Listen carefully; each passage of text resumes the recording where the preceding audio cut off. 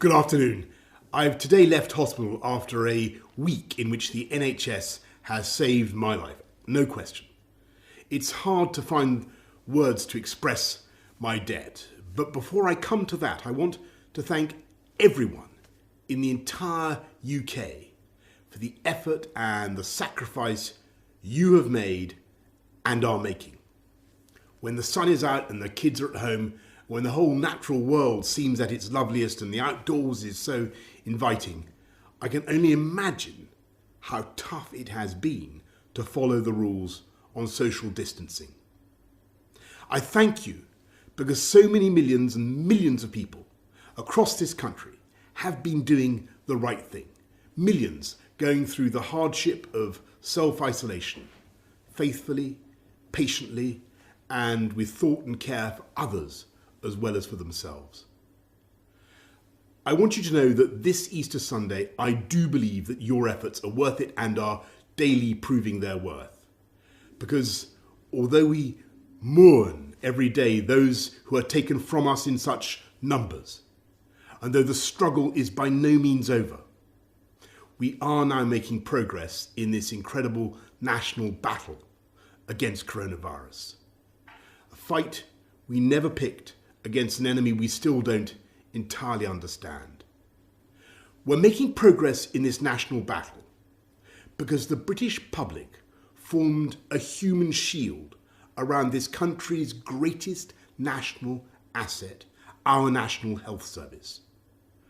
We understood and we decided that if together we could keep our NHS safe, if we could stop our NHS from being overwhelmed, then we could not be beaten, and this country would rise together and overcome this challenge as we have overcome so many challenges in the past.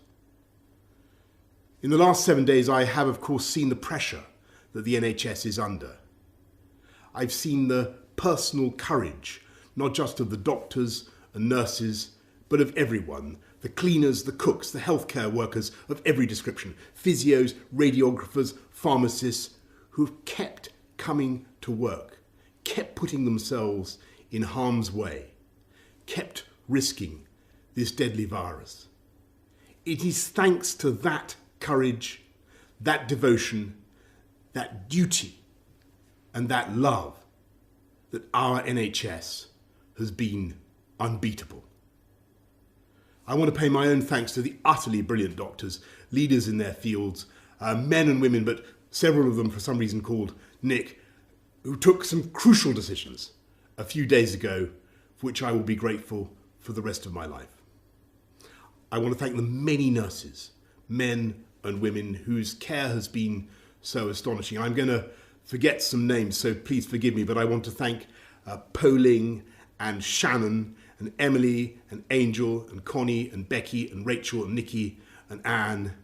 And I hope they won't mind if I mention in particular two nurses who stood by my bedside for 48 hours when things could have gone either way. They're Jenny from New Zealand, in Invercargill on the South Island to be exact, and Luis from Portugal, near Porto. And the reason in the end my body did start to get enough oxygen was because for every second of the night, they were watching and they were thinking and they were caring and making the interventions I needed. So that is how I also know that across this country, 24 hours a day, for every second of every hour, there are hundreds of thousands of NHS staff who are acting with the same care and thought and precision as Jenny and Luis. That is why we will defeat this coronavirus and defeat it together. We will win because our NHS is the beating heart of this country. It is the best of this country. It is unconquerable. It is powered by love. So, thank you from me, from all of us, to the NHS. And let's remember to follow the rules on social distancing, stay at home, protect our NHS, and save lives. Thank you, and happy Easter.